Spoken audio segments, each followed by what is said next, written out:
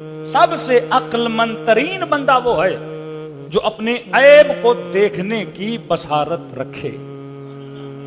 ہمارے یہاں الٹ ہے. اپنے لیے میں اندھا ہوں, لوگوں کے لیے میری آنکھیں کھلی ہیں. پڑوسی کیا کر رہا ہے مجھے پتا ہے, میرا رشتہ دار کیا کر رہا ہے مجھے پتا ہے, فلاں کی بیوی فلاں کی کزن کیا کر رہی ہے خواتین کو پتا ہے, لیکن مجھے یہ نہیں پتا کہ میں کیا کر رہا ہوں. لوگوں کے عیبوں پر میری آنکھیں چوکس ہیں, لیکن اپنے وجود پر میری کوئی نگاہ نہیں ہے. امیر فرماتے ہیں اس سے بڑا کوئی بے عقل نہیں ہے جو لوگوں کے عیوب کو دیکھے لیکن اپنے عیب پر اس کی نگاہ نہ ہو.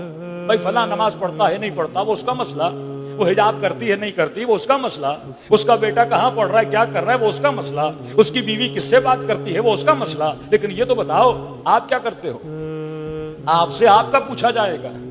میں کہوں نہیں جناب میرے عیب میں نے نہیں دیکھنے, اور ہم نے 4 لوگوں نے بیٹھ کے آپس میں دوسروں کے عیوب کو ڈسکس کرنا ہے. علی فرماتے ہیں یہ صاحب بصارت نہیں. بصیر کا مطلب یہ ہے کہ وہ گناہ کرے گا اپنی قبر میں جائے گا.